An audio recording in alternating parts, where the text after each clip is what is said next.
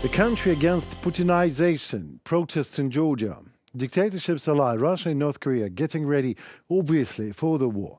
Glenn Grant of the British Army answers the questions in an interview for UATV English.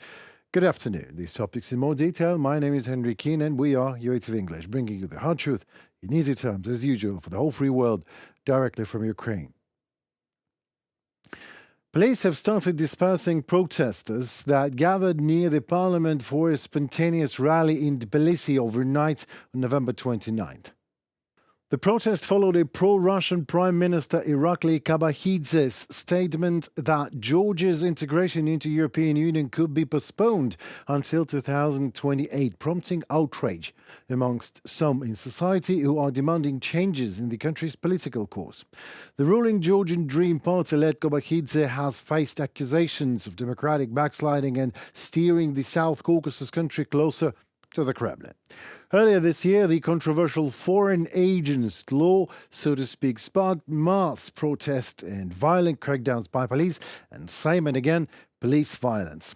On the backdrop of the European Commission suspended Georgia's EU accession process, highlighting the growing rift between Tbilisi and the West, the protest was organized through social media, and protesters claim the refusal of pro-Kremlin PET party to negotiate accessions to the EU by 2028, setting that a betrayal the country's interests, they say it is, in a violation of Article 78 of the Georgian Constitution, which enshrines the country's aspirations for European integration.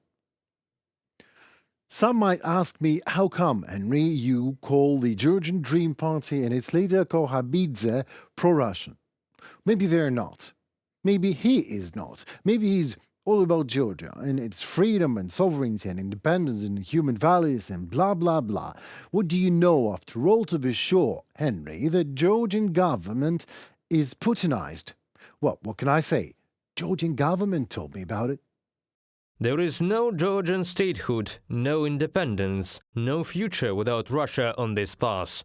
Irakli Kabahidze, Prime Minister of Georgia. An awkward point I want to make in regards to Putin's pet Kabahidze party, Georgian Dream, is that a few minutes after Kabahidze's fiery speech, in which he announced the suspension of European integration for Georgia, Russian dictator Putin called and expressed his sheer satisfaction and praised the Georgian authorities for their obedience. Oh, sweet, sweet dictator. Russian Defense Minister Andrei Belousov arrived in Pyongyang for an official visit, yes, today, amidst deepening military cooperation between Russia and North Korea. After arriving in Pyongyang, Belousov was greeted by his North Korean counterpart, No Kwang-chol, and members of North Korean military, but shh, it was a top secret. Belousov's visit to Pyongyang comes after Russia's dictator Putin's state visit to hermit country in June, where Russia formally deepened its military and economic cooperation with Pyongyang. Pyongyang is believed to have dispatched over 10,000 troops to aid Russia's war in Ukraine, with the first clashes with Ukrainian forces reported in Kursk Oblast. North Korea has also become Moscow's leading supplier of artillery shells and ballistic missiles. A source with Ukraine's general staff also indicated to Reuters on November 23rd that the majority of North Korean soldiers were finalizing its training, and recent month Russia has focused on regaining territory lost in country's Kursk Oblast following a surprise Ukrainian incursion into the region in August. According to the source in Ukraine's general staff, Ukraine has lost over 40% of the territory it previously gained in Kursk Oblast due to Russian counterattacks, and North Korean cannon fodder is used massively there. NATO believes that Putin is aiming to recapture territory lost in Kursk Oblast, obviously. Before U.S. President-elect Donald Trump's inauguration on January 20th, The Telegraph reports about them hoping to gain leverage in future peace negotiations, and this is exactly why Russia needs DPRK, cannon fodder and weapons. You know what is going to actually change if Putin dies tomorrow? Nothing. Because it is not Putin who wages his criminal war against Ukraine in particular and international law and order in general. It's Russia, a nation, and now North Korea with it. Well, what can I say? I wish this world's democratic leaders could half unite same quickly as international thugs do. Glenn Grant, former British Army Lieutenant Colonel and once a soldier, forever a soldier, and a dear friend of Ukraine, quite an expert in military things, is with us tonight. Colonel Grant, sir, hello. Hello, nice to see you again. It's nice to see you indeed. Do you know anything about, first of all, that new changes in Ukrainian army? Mikhailo Drapati, is just that name ring any bells to you? Not really, no. Well, I mean, I've heard of it, but heard of him, but I can't put a face to him. No. All right. Okay. So well, let's slide to another question. Interesting to see North Korea and Russia are getting closer in a fiery passion, getting ready to, well, obviously revert the world order to its medieval dictatorship. First, Comrade Putin, then his Soviet defense minister of Russia, visited Pyongyang. My question is, how militarily capable are these two armies combined compared with collective West's military power? Well, if we, of course, consider the threshold of Scholzing tolerance is zero and collective West is actually ready to defend the values it preaches, what are the combat odds, you think? I mean, if NATO decides it's going to have to fight Russia and North Korea, then the two of them together are no match for the West at all.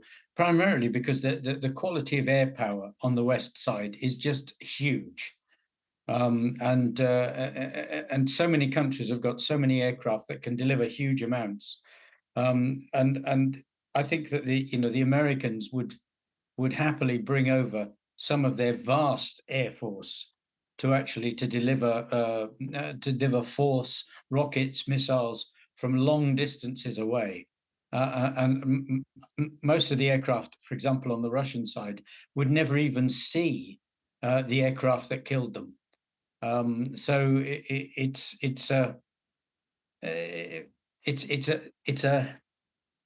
an unbalanced fight if NATO has to fight, but if it's Ukraine and Russia together against just Ukraine soldiers fighting, then I'm sorry, but the balance is on the Russia and Ukraine side just because of sheer numbers. Their quality is low. They don't compare at all to our boys on the front line, but they outnumber us considerably. And that's the, mass has a quality all of its own.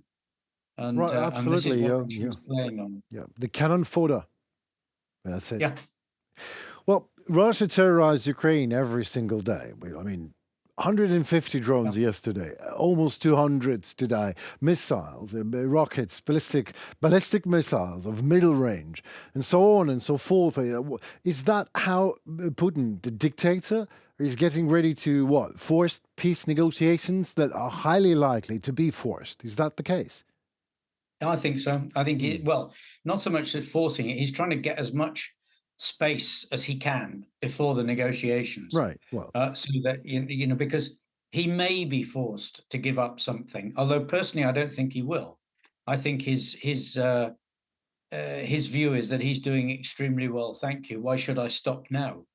And unless he actually attacks NATO, then he's proven to himself 50 times over that NATO is in his eyes cowardly and is not going to do anything. So he will not want to bring NATO into the equation. He just wants to keep pushing away at Ukraine in the way that he's doing at the moment. I don't think he'll want to stop. And is NATO going to act if Putin is going at war with NATO? I mean, if Putin goes to war with NATO, then NATO will act. There isn't any question about that. That nobody's got any choice. I mean, some people, it's actually some countries, it's actually inside the law that they have to. If one of their colleague countries is attacked, but I don't think that's the point, because I just don't think he's going to at the moment. Because why would he? He's got all the patience in the world to just keep plugging away at what he's doing, waiting for what I think he believes is going to be a breakthrough at some stage or another. Yes, I also think that way. But I don't know any dictators. Well, I know them, but not personally. So why he would start this war is more or less clear. But now with the alliance with North Korea, who knows? But I mean, let's talk about Donald Trump. Well, some say the military aid is going to be cut, but Trump is not even yet in the office. And look at Europe. You look at them, at us. It is actually doing a lot, but UK and France are seriously talking about sending troops to Ukraine. Do you believe that this is possible? This is actually going to happen? I think that this is what you could call a fallback step Hmm. if Trump actually pulls out. But having said that, they both of them quite likely to put troops into Ukraine for training. But we're not talking about big numbers if they do that. It will be the officers and sergeant majors of one battalion at most. We're not going to see thousands of troops on the ground. Neither country can afford to do it because of other commitments they've got. Other NATO commitments that they've Sure, got that sure. also require the rule effectively is at least 3 battalions to deliver one.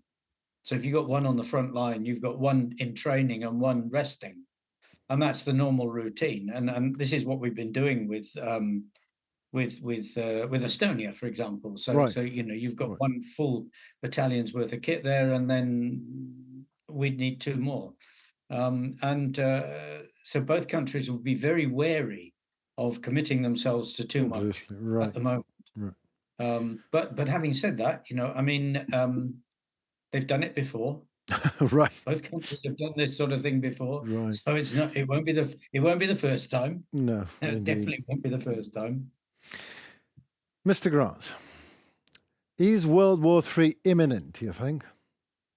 No, I think it's already started. I think we're Right. making a mistake of thinking that There we go. and if you Right. let's just look at all the facts Hmm. and the facts of all the things that are going on. Cutting communication lines, blowing up things, of which there's quite a bit going on at the moment. Hmm. And don't forget that Russia has been blowing up things since 2010, 2011 in Bulgaria with the arms Exactly. dumps, Right. and then blowing up the arms dump in Czech Republic, overflying countries like Finland, and I mean they about 10 years ago, 11 years ago, they flew 2 attack helicopters from Russia right into Finland, before they got turned around and pushed out.